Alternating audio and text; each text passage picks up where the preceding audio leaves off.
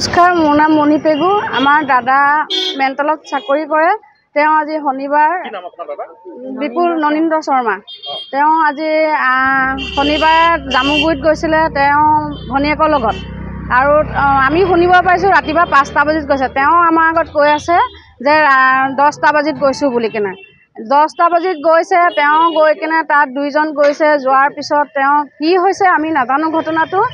তেওঁ অকলে গুচি আহিছে জামুগুৰিৰ পৰা। দাদা তেতিয়া 8টা বজালৈকে আমি তাত থকা শুনি পাইছোঁ। মানুহো কৈছে যে 8টা বজালৈকে তেওঁৰ কথা শুনি আছোঁ। 8টা বজাৰ পিছত তেওঁলোকৰ ঘৰত গাড়ী আহিছিলে বোলে, বাইক 4-5খন বাইক। অহাৰ পিছত দাদাৰ আৱাজো নাই আৰু আজিলৈকে তেখেতক আমি অনুসন্ধান কৰি আছোঁ, বিচাৰিও পোৱা নাই।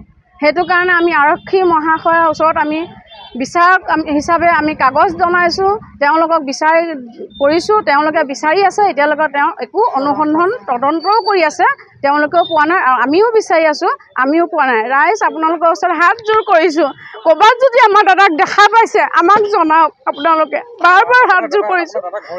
দাদাৰ ঘৰ মেণ্টেল হস্পিটেলত কোৱাৰ্টাৰত আছিলে, চাকৰি কৰি আছিলে। জামুগুৰিত তেওঁ নিজৰ মাটি ঘৰ আছিলে, মাটি ঘৰত গৈছিলে। তেওঁ নতুনকৈ মাটি লৈ কিনে ঘৰ দুৱাৰ বনাইছিলে ৰাভা গাঁও। তাৰ পৰা আজিলৈকে একো পোৱা নাই আমি অনুসন্ধান।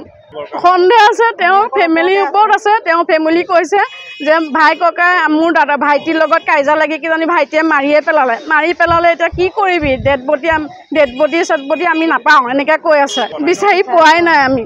আমাক ডেড বডি হ'লেও লাগে আৰু মানুহজন যদি জীয়াই আছে তেওঁক হ'লেও আনি দিবলৈ লাগে। আৰক্ষীৰ ফালৰ পৰা তেওঁলোকে তদন্ত চলাই আছে, এতিয়ালৈকে নাই পোৱা, একো গমেই পোৱা নাই।